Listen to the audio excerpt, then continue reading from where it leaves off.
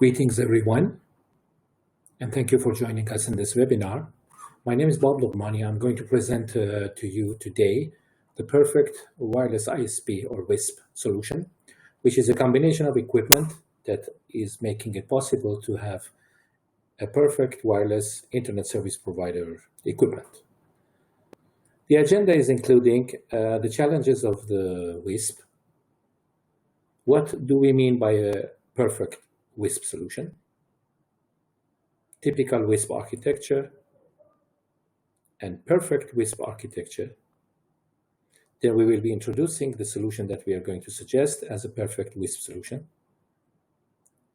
We will see how it is addressing the challenges of a wireless ISP, and we will see the summary. There are some offered pilot packages, and we will introduce the next webinar. What are the WISP challenges? It's a challenging job because the spectrum is noisy, lots of radios installed, and in order to have a legitimate operation with good service, you have to have equipment that can fight with noise because there are many other equipment operating in the same area. The license frequencies are expensive, or they are limited in the amount of frequency that is offered. So it's a challenge to have licensed frequency. So most of the wireless ISPs prefer to work with the unlicensed frequency, which is bringing you back to the noisy spectrum of the first point. Users are demanding more capacity all the time. There are different customer profiles. Not everybody is the same. Not everybody is looking for the same service. Some are looking for a low-cost service. Some are looking for a more robust and more reliable service, and they're ready to pay more. And some are looking for a perfect connection. So you have different customer profiles. So a perfect wireless ISP solution should be able to cover different types of profiles. Customer loyalty is not something you can count on. The moment they have a better option, they will switch to the other option, which is most of the time your competition. It's a technology that is changing all the time. So in order to cope with it, you have to have equipment that are, at least once you invest on installing and operating them, at least you can rest assured that for a few years, these are the best in the market. Power in most of the countries that we operate from Dubai office, in most of the countries, developing countries, power is a challenge. Either it's unreliable or it's always there, but it's unusable because it's too much noise on the power. I'm talking about the noise on the power, not the noise on the radio. So power is a challenge. What happens is that you will lose power supplies, you will lose connection, power cuts are making parts of the network unavailable.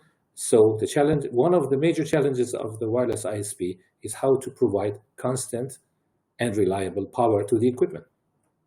Prices are coming down all the time. There's a tough challenge. So in order to survive in this market, you have to have a good level of ROI, return on investment, and you have a good margin, and the service is reliable enough to keep your customers. So in a perfect wireless ISP solution, first, it should address all the challenges we mentioned above. It should have a fast return on investment, means the money paid by the investors or your own money as the owner of the network, paid for the equipment, should be recovered quickly by the amount of money made by the network. Or it should offer pay-as-you-grow options, means you invest a little bit, then you make some money, then you invest more, then you make more money, then you go ahead. It should support different client profiles because you cannot afford to have a cut of the market and some people come to you and say, sorry, I don't have a service for you. So you want to have a service for everyone. It should be expandable, scalable, and manageable. And it should be future-proof, means once you invest on equipment, you install it, you commission it, and you have your people learn how to use it, then you cannot change it next year. So you have to be able to operate it for a few years. So it should be running on a technology that doesn't go obsolete in 1 year. If that happens, this is how your life would look comfortable. So typical WISP architecture is consisting of a NOC, Network Operating Center, which is where normally the main office of an ISP is, or sometimes the office of the, in some cases, the office of the ISP is somewhere, but NOC is somewhere else. This is where the whole backbone equipment and all servers and routers and main connection to internet is installed.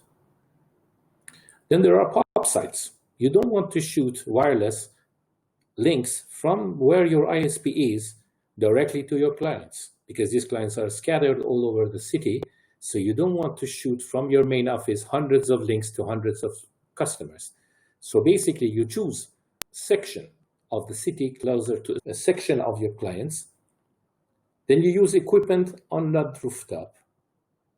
And from there, you try to connect your customers to the main office. So you need a backhaul so the POP site can get connected to NOC, NOC. Now your POP site is connected to internet. Now this next step is how to connect customers to the POP site. So the connection between the NOC and the POP site, which is the backhaul, is a point-to-point link, can be unlicensed, can be licensed link. And you have access, which is what we call the connection between the POP site and the customers. It can be multiple point-to-point in 5 gigahertz. You will end up with something like this. Very familiar in some of the markets we're working. Basically, it's a nightmare. It's a huge problem. First, this tower can fall any minute. And once it falls, it damages a lot of radios. These radios are interfering with each other. This thing simply doesn't work. But this is the scene that you see in many developing countries. This is multiple point-to-point. Each customer has a point-to-point link to your POP site. Or you will have a point-to-multipoint 5 gigahertz with the panel sector antenna. So you illuminate, as you say, a geographical sector, and the CPEs or customers within that sector can be connected to a point-to-multipoint solution, which is connecting them to your POP site.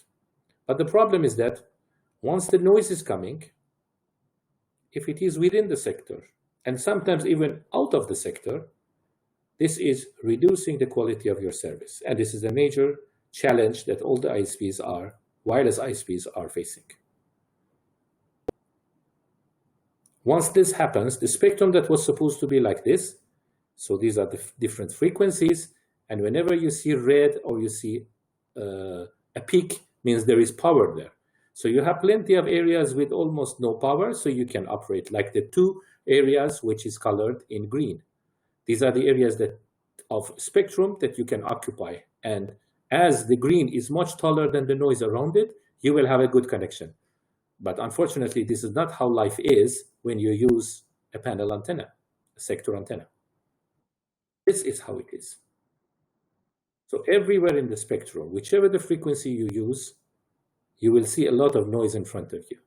So because you know that the difference between the signal and noise is defining how the capacity is, so with a higher noise level, then their lower signal-to-noise ratio, which is SNR, then the system will work in a lower modulation and slow or unusable connection.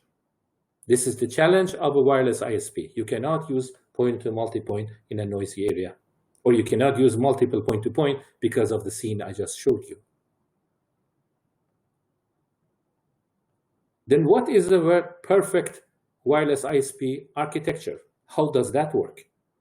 It uses a perfect backhaul solution with all the best of features of a backhaul solution, and it uses the perfect access solution with all the good features and immunity and stability and reliability of an perfect access solution, which can be for residential or for enterprise, because we have 2 different solutions for residential and enterprise. Remember, we told you that there are different customer profiles. Residential is looking for not much reliable, can be shared, but low cost. Enterprise is looking for very reliable. If you share it with few, not many, and they can pay more.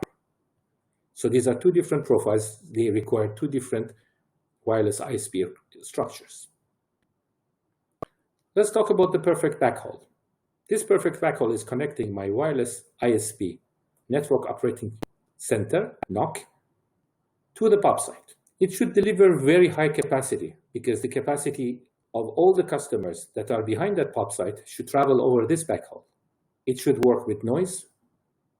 Many links can coexist in the same site. Remember, this wireless ISP is not connected to just one POP site. There will be a number of POP sites. So these number of POP sites, each one of them brings a point-to-point link on the rooftop of the wireless ISP. So many links should coexist on the same site and can support the distances to reach the POP site. You can have a very high capacity link, which is 300 meters, or you can have a 70-kilometer link, which is not very high capacity.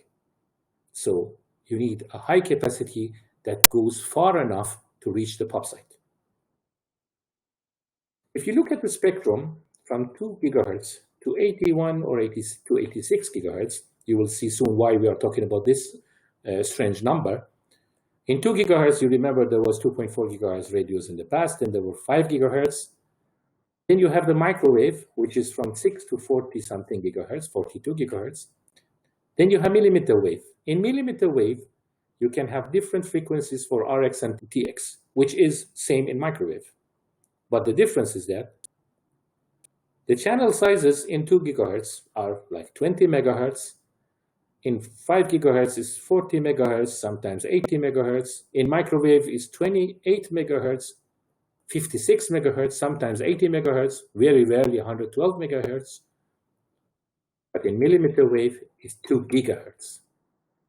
Because the channel bandwidth is more, a larger channel bandwidth and utilization of unused spectrum, then you have a larger link capacity. So the requirement for high capacity is achieved if you work with millimeter wave.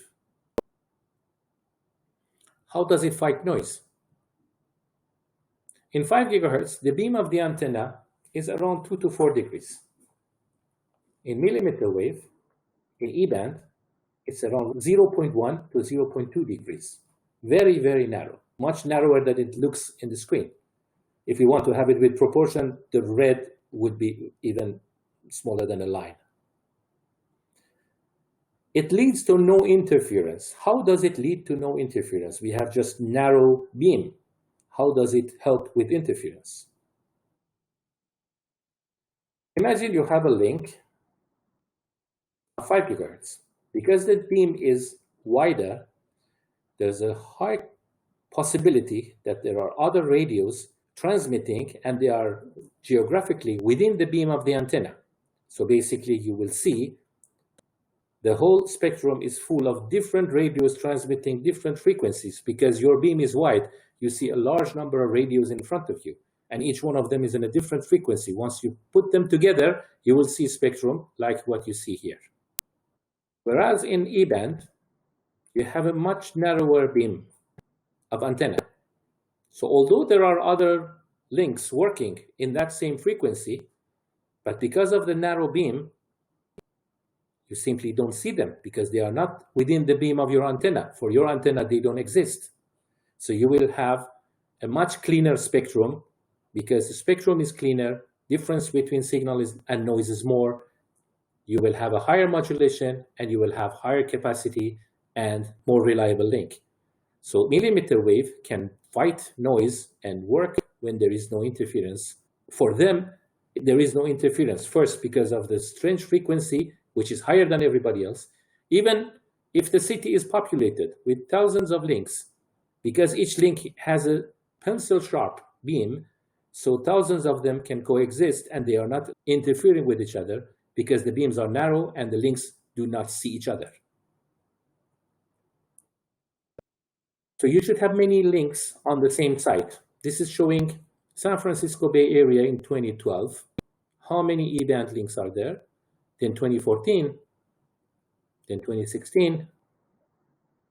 So you see, it's a future-proof solution because as much as people install the same E-band frequency links What happened with 5 gigahertz will not happen in E-band. In 5 gigahertz, many radios means at the end, you will reach the point that no link works fine. In E-band, that doesn't happen because the pencil-sharp beam is preventing other links to be visible to my link, so my link works fine, although there are thousands of other links in the same city. It should support the distances. Here we're showing, because in E-band, it's very much dependent on the location, because the rain zone and the moisture and other things are affecting the link. So I'm showing you here a 2-feet antenna, 60 centimeter link in Riyadh, in Saudi Arabia. And the table, although it looks very busy, it's very simple. On the left, you will have length. And on the right, in the first green column, you will have capacity. So if you see between 15 kilometer to 17 kilometer, my link is switching from 10 gigabit per second to 8 gigabit per second. If I go a little bit closer, this is really happening between 15 kilometer and 300 meter or 15 kilometer and 400 meter. This is where the switching between 10 giga to 8 giga is happening. So basically this link up to 15 kilometer in Riyadh, in Saudi Arabia, could provide 10 gigabit per second. And this is a model which is very close to reality. Actually, it's a little bit pessimistic. Like if this is showing 15 kilometer, there's a good chance you can go 16 and more.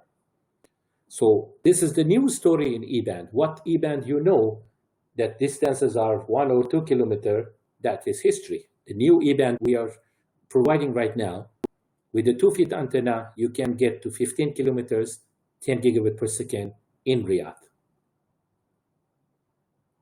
So we are here introducing NetStream Primo 10G with 2-feet antenna or with 1-foot antenna. This is a product of Netronics. But in this presentation, we are not limited to products of Netronics. Not every product we introduce here is a Netronics product, because we are talking about the Perfect Wireless ISP solution, and a perfect of everything is a hybrid of different good solutions. So not everything in this presentation is a Netronics product. So you can consider it as a vendor neutral. So it delivers very high capacity, 10 gigabit per second, can fight noise because it has a very narrow beam. Many links can coexist in the same site, again, because of the narrow beam. It can support the distances to reach the POP site, up to 15 kilometers in a city like Riyadh.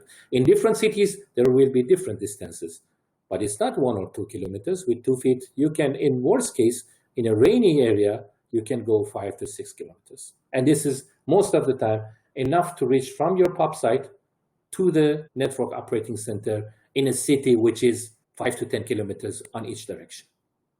So we can get it a perfect stamp. So this is a perfect backhaul solution. It has all the features of a perfect backhaul solution. So we can certify it as a perfect backhaul. Now let's talk about the access solution. Now we reach the POP site with a very good link, high capacity, works with noise, everything is perfect up to the POP site, but how to reach the customer? Now we need to have a perfect access solution for residential or enterprise. A perfect access solution, let's talk about residential now. It should have lower device cost per user, affordable in even low user density. It's a challenge because if the density of users is low, then you don't have many customers under a geographical sector. So that sector simply doesn't make money. There are not too many people to connect them. So the residential should be able to cope with this challenge. In enterprise, you have to be able to guarantee the SLA. You have to tell them, I give you 10 meg, and the guy is sitting there, and whenever it becomes 9 meg, he picks up the phone and calls. So your service level agreement is telling them it's 10 meg, and it should stay 10 meg. It should be scalable, and it should be high capacity. But both of them should work with noise. How to do that? Let's talk about perfect residential access. In a sector which CPEs are connected to a POP site, once the noise is coming from within the sector in different angles and sometimes from out of the sector, if you use a panel antenna, then the signal coming from the inside the beam and coming from outside the beam as well are considered as noise for you. So we have a video here which is showing this feature in a better way. This is how a sector antenna works. This is a rooftop in the city. You install a sector antenna, and now you can see the CPEs. It is illuminating a part of the city where your CPEs are. The sector is covering the CPEs, and everybody is getting a good signal until noise comes. And noise comes from within the sector, and some CPEs are not getting good signal. Basically, noise in one sector makes it less signal for all. But this is not all. Sector antennas, panel antennas, they have back loops and side loops, and noise is coming from the back and side as well. So everybody is getting low signal, and this is the challenge. And this thing simply doesn't work. So if you look at the sector antenna, the transmission looks like this. So it has some back loop and some side loops. So noise from the sides and back are coming.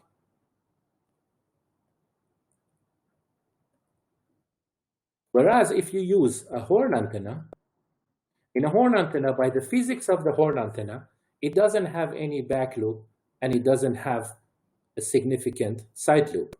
Means it is looking in front of it and nowhere else. So if you do this, by just choosing the horn antenna, you have eliminated the side noise or back noise, but still the noise in front of the antenna is still there. So how to fight the noise which is in front of the antenna?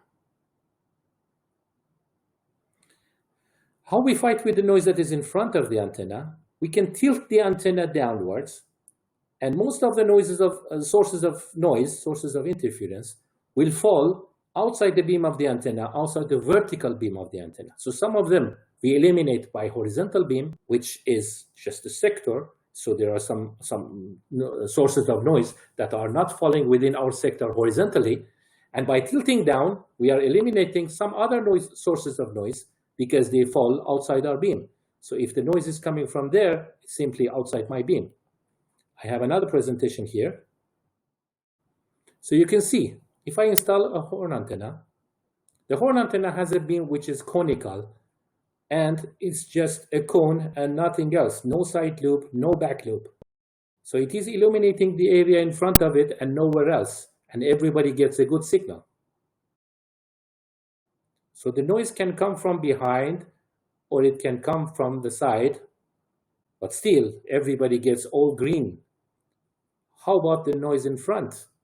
Still, it is bothering us. So what we do, as we said before, we tilt the beam downwards. So the source of noise falls outside my beam. So this way, I can have, again, all the green on all CPs. Still, noise is there, but I could eliminate the effect of noise. Coming back to my presentation, so I could tilt the antenna downwards, and by tilting it down, I could eliminate the sources of interference. Basically, I have a point-to-multipoint, and I don't care about noise, because the horizontal one, I removed it one way, and the vertical, I removed it the other way, by down tilting and using a horn. So basically, the sector will get interference when it has a panel sector antenna. But if I turn it into a horn antenna, by just using horn antenna, I'm eliminating the effect of side noise, and by tilting it down, eliminating most of the noise in front. In this, we are talking about something between 500 to 1,000 meters of coverage. If you go more than that, then your antenna is coming up, then you see sources of interference, and what we just talked about cannot happen.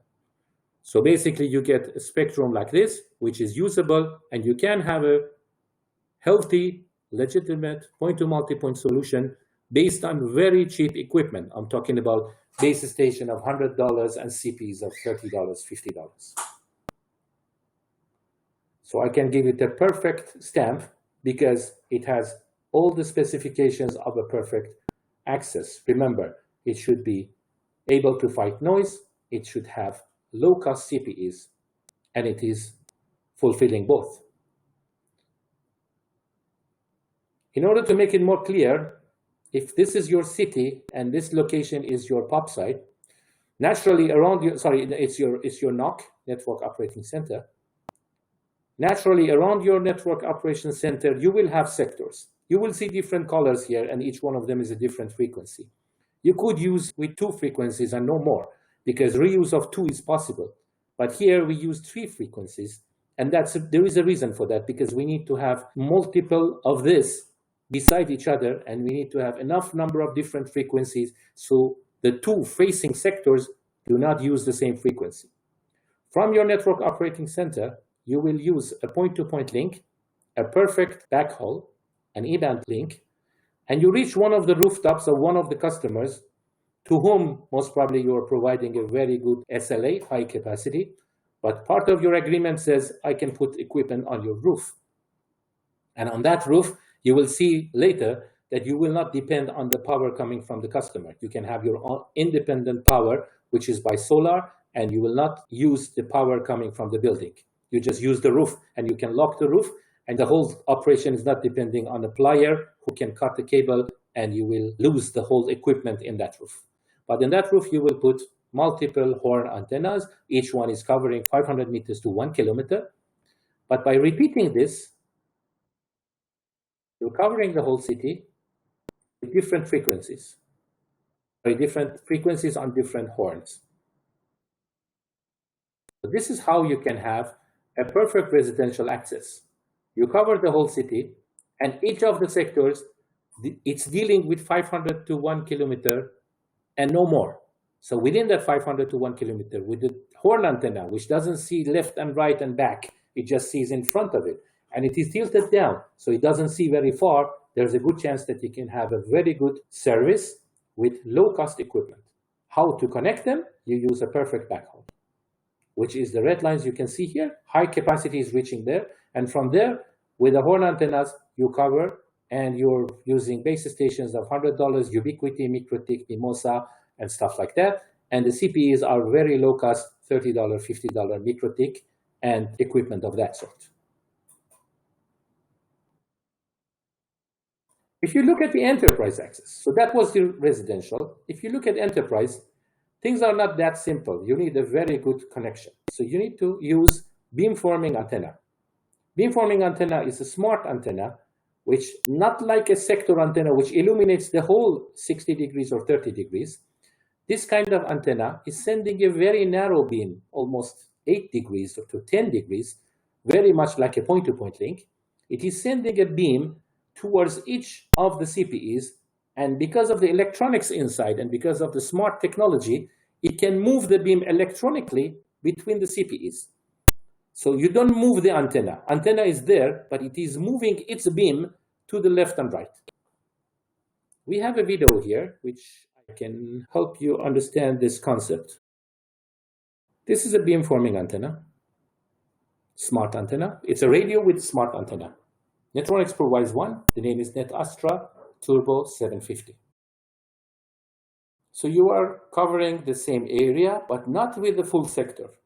This device is forming a beam like a point-to-point towards each of the CPEs, and in that it doesn't care about the noise, because the noise doesn't fall within the beam. The beam is already so narrow that it doesn't see the sources of interference, and it is switching the beam so quickly between each of the CPEs that each of them looks like it's connected all the time. So this switching is happening very quickly. This slide is comparing it with the normal sector.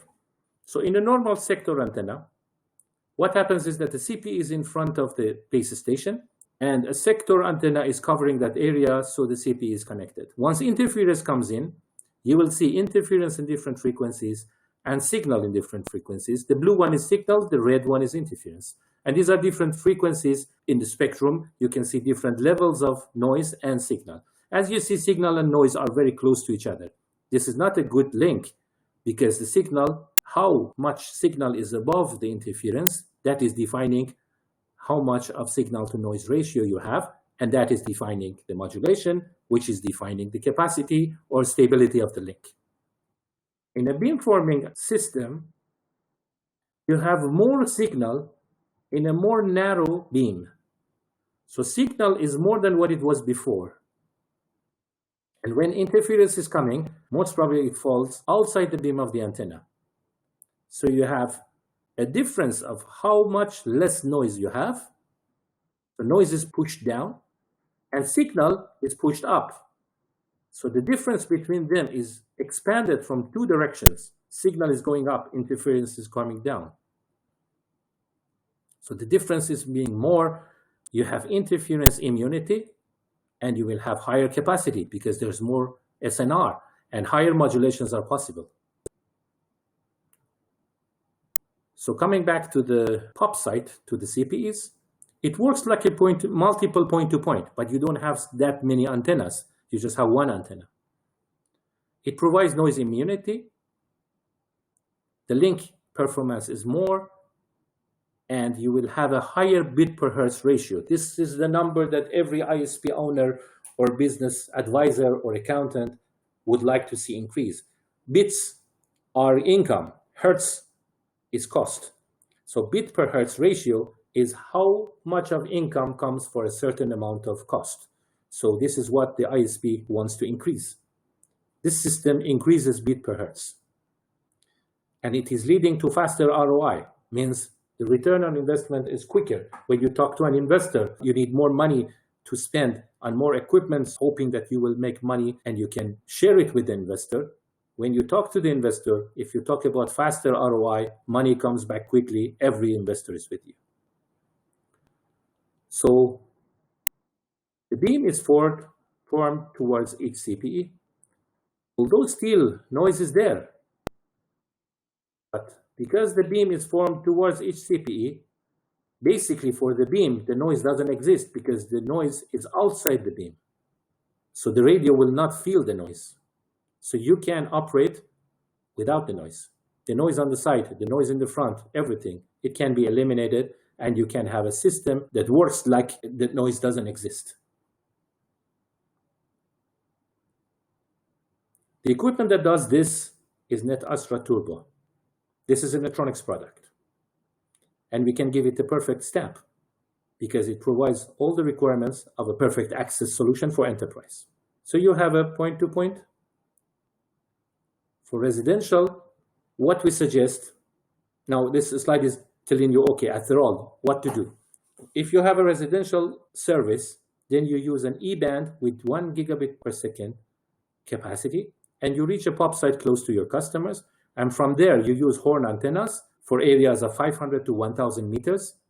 And you multiply this with more sectors around the same POP site, more horns in different sectors around the POP site, and more POP sites in the city. Then you use low-cost point-to-multipoint base stations, and you can use low-cost CPEs. Basically, you're talking about $100 per base station, $30 to $50 per CPE. This is residential. You have a robust backhaul and noise-free access. This is how we call it a perfect wireless ISP solution for residential. If it's an enterprise, you use a 10 gigabit per second backhaul. For enterprise, these guys are not happy with small capacities. They need a lot of capacity, and they need it very reliable. Then you use a point-to-multipoint beamforming base station because it provides a very good and very reliable system, and it can guarantee SLA because if there is interference even in front of one of the CPEs and it is falling within the beam, that is not going to affect the service of the other CPEs. CPEs are cost efficient. It's a high capacity backhaul with guaranteed SLA. That is a perfect wireless ISP solution for enterprise. There is another hybrid way of looking at it, like enterprise plus dense urban residential. Like everything in life, in order to have something perfect, you have to have a combination of solutions working together. So in a dense urban residential, like downtown city, it's a city with a lot of businesses working in downtown or in the main central areas of the city, and you have a dense urban residential, means like high-rise buildings, with a lot of residential customers, but not scattered all over a villa or suburban area. They are in a dense urban area. You use a E-band 10 gigabit per second backhaul. You use a point-to-multipoint beamforming base station, down-tilted horn antennas, combination of all of them, and shared CPE in multi-tenant buildings. What does that mean? You have a building with a lot of residential customers in that one, tenants of a building with like 20 or 50 apartments in the same building. You don't have to give each one of those apartments, if they are your customer, you don't have to give each one of them a CPE. You just provide a robust CPE, which can be expensive because the cost is going to be shared between 20 to 50 people. So even if it is $500, each one of them is paying $10. That's DSL. So $10 is a very low cost for a CPE. Each one of them have a very small share.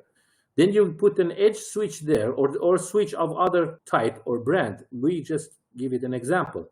And this edge switch is giving you 16, 8, or different number of clients. Normally, edge switch is used in order to connect the radios to a backhaul. But here you can use it reverse from a CPE to the customers. So reduced CPE per user cost is achieved. The cost of CPE can be a couple of $100, very robust connection. But because it is shared between a number of users, you can easily have it in an affordable way, and each one of them is paying you $20, $30 a month, which is normal in developed countries. In developing countries, each one of them is giving you $80, $100 a month. So the cost of the CPE is recovered very quickly, and that is what we call fast ROI. So cost-efficient CPE is achieved because the cost of the CPE is broken between a number of users. At the end, you get a faster ROI. This is the whole thing, the idea of having a wireless ISP working as a successful business. Addressing the challenges. How does it address the challenges? Remember, we said there is a spectrum limitations. There's power challenge. And there are typical E-band challenges. E-band doesn't come without challenges. High capacity, very narrow beam, these are good news. There are some bad news as well, and how to deal with them. Backhauls are pencil sharp beams. So spectrum limitations doesn't bother me that much because I can use the same frequency after 5 degrees. Basically, in 360 degrees around my NOC, Network Operations Center, I can use 72 different links, and they're not interfering with each other. And this is only vertical. I can use the same number of horizontal. So basically, most of the time, you don't reach that point. So the spectrum limitation is not a challenge because the beam is narrow and you can reuse the same frequency a little bit, like 5 degrees later, you can reuse the same frequency. And remember, the 72 of horizontal and 72 of vertical is just one channel, and you have 5 channels. So basically, you're looking at somewhere around 700 to 800 links in one location. And in San Francisco Bay Area and in LA, there are sites with a couple of 100 E-band links, and it's working. You will never reach that in an ISP in Middle East and Africa, as far as we know. So in spectrum limitation, using horn antennas in access, you isolate the sectors so reuse is possible.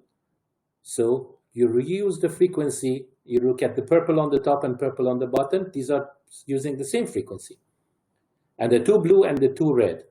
Then on the other cell site, the other POP site, you adjust the frequencies in such a way that the 2 red are not in front of each other, or the 2 blue, they're not in front of each other, so they don't start interfering with each other. So you don't start interfering with the other part of your network. That's why you need at least 3 frequencies. If you have more, even better. In the beamforming, you can use reuse level of 2. If you have one base station with 4 sectors, you can have 3 gigabit per second. But what this slide is showing is that you are using only 2 frequencies. So one base station is using 80 megahertz frequency. The other one is using another 80 megahertz frequency. And that's all you need in a site. So you don't need to have 4 different frequency channels. The challenges of E-band link, one of the most famous one is weather dependency. If it rains, the droplets of rain are in the same, almost same size of the wavelength of millimeter wave, and they are bringing the millimeter wave to its knees. and they reduce the capacity, or they might get the link completely unusable. But this is not going to make your link unusable, because we are going to cover this challenge. Another challenge is antenna alignment, because the antenna beam is very, very narrow, and aligning the antenna means finding the other side of the link within that 0.1 degree is a challenge. It's difficult. How do we do that? We use two solutions. One is range extend, which is a technology to cope with the weather dependency, and there's another solution for the antenna alignment. Let's see. The range extend is basically a combination of a 5 gigahertz radio and an E-band radio, both of them using the same antenna. Remember, there's just one antenna, and there's an E-band radio connected to that, and there's a 5 gigahertz which is using the same antenna with the same alignment. Just in case that the E-band link is disconnected, the 5 gigahertz link will take over. It will provide less capacity, but you will not experience a disconnect. So you can have a higher availability rate of 3.9 or 4.9, 99.99%, although weather dependency is there with E-band, but you don't have a normal E-band. You have an E-band with a backup link of 5 gigahertz, both of them on the same antenna. And it is hot standby, means the E-band radio manages, whenever it sees that the link is not reliable, automatically, without you doing anything, or without you using any spanning tree switch or other equipment, or paying any Cisco tax or Cisco fee to put more equipment there, more power, more management hassles, nothing is there. You just put a 5 gigahertz, you connect it to the 10 gigabit per second E-band radio, and that's it. The E-band radio will manage. They share the same antenna, and this is how you're connected. There's a port in your E-band radio, which is connected to the smaller radio on the right, and this is standby cable on both sides of the link. So you have the link in green and the link in black. Both of them are always connected. Traffic is flowing from the E-band. When the E-band sees that the traffic is not flowing and the conditions of the link are not suitable for a reliable connection, then it will send traffic automatically to the 5 gigahertz, and you will see that your link is not dropping down. Antenna alignment is a challenge because the beam is very, very narrow, but we have this device which you can attach behind the radio, and it is basically, this is a sniper telescope that you can see the other side of the link, although it can be up to 10 kilometers, 15 kilometers away. But because of this camera being used for snipers, it has no problem with the distance. So you can see the other side of the link. And basically, because it is attached behind the radio with a very strong arm, so you can rest assured that what you see in the telescope is where your antenna is facing. So you move the antenna and you look, and whenever you see the other antenna in the telescope, like a target of a sniper, then boom, you have it. And it is controlled by a multimeter, which is connected to the radio. Whenever you have the maximum signal, you will see it on a multimeter. Very simple. In order to cope with the power challenge, we introduced a solution, we call it Kit 80, which is basically 4 batteries, 4 panels, with everything, accessories and everything that you need, including a controller, which you can see here, which is a combination of the solar charge controller and a switch and PoE switch. So you can monitor it from remote. You can have different voltages on the switch. You understand that with Ubiquiti and MikroTik, you buy a PoE switch, it's either 24 volt or 56 volt.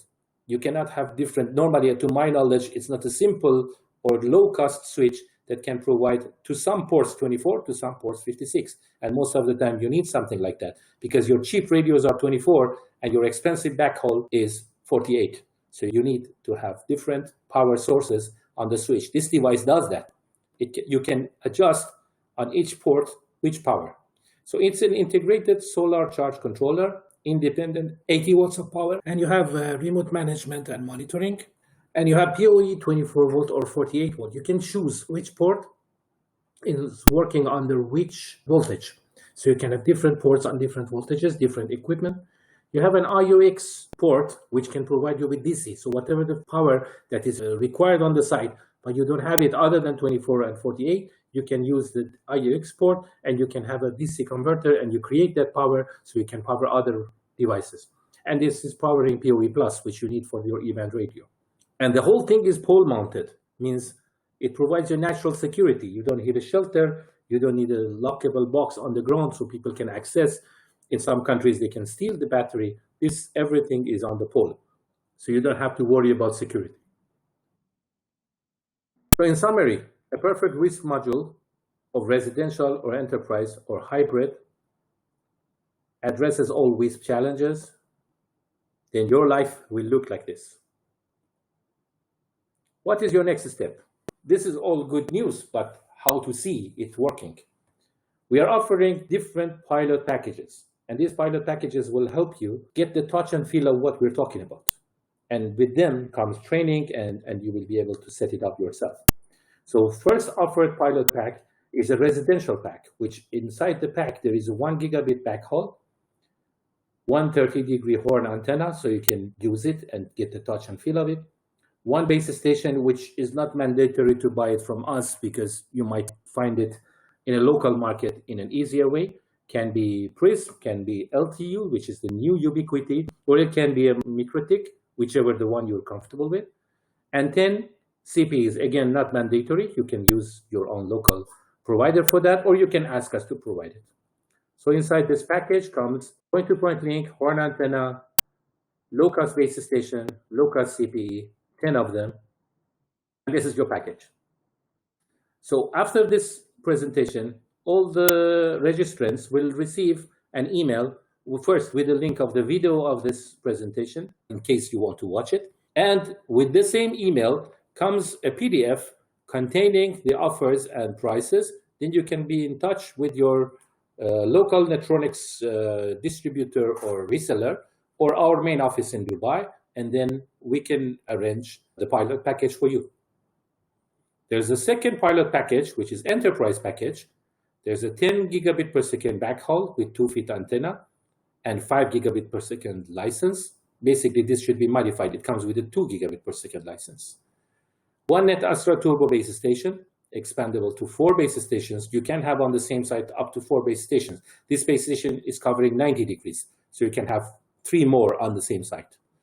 And 10 Net Astra 5X25GX CPEs. These are the customer side equipment, the ones that you could share, or you can provide a very good capacity, very good connection to an enterprise customer. And this can be up to 124 CPEs for 4 base stations. Each base station is 32 CPEs. So it's a backhaul, Net Astra beamforming base station, and the CPEs, 10 of them. This one comes in a package. There's a third pilot package, which is the solar power pack, 4 times 100 watt panels, 400 amp batteries. It comes with a steel enclosure. It is pole mounted, remote monitoring. And this is one of the screenshots of the remote monitoring, because each of the ports, you can switch them on and off. You can power cycle them. And as you see, port number 1 is 24 volt, port number 2 is 48 volt. And you see the battery voltage, battery life, how many % of charge you have. And there's one interesting feature in this product, which is Watchdog.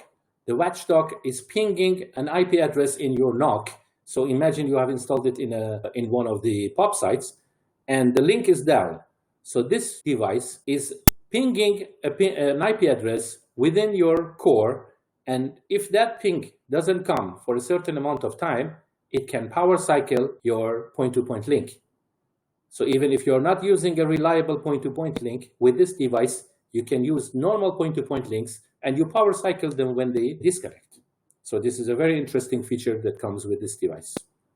This device comes as a package, and this is mentioned in the PDF that you're going to receive. All accessories and everything is available. Okay. This was the presentation. I hope you enjoyed it. In order for sending us inquiries, you have to send it to info@netronicsnetworks.com. And also, as a participant or registrant in this webinar, you're going to receive an email with a link for the video. Video will be uploaded on YouTube, and you will have a PDF containing all the packages and the prices and everything, so you can get in touch with your local distributor or reseller of Netronics, and you can ask them to provide you with a quotation with delivery date, so you can have a touch and feel of what we discussed here. I hope you could enjoy it, and thank you very much for your time.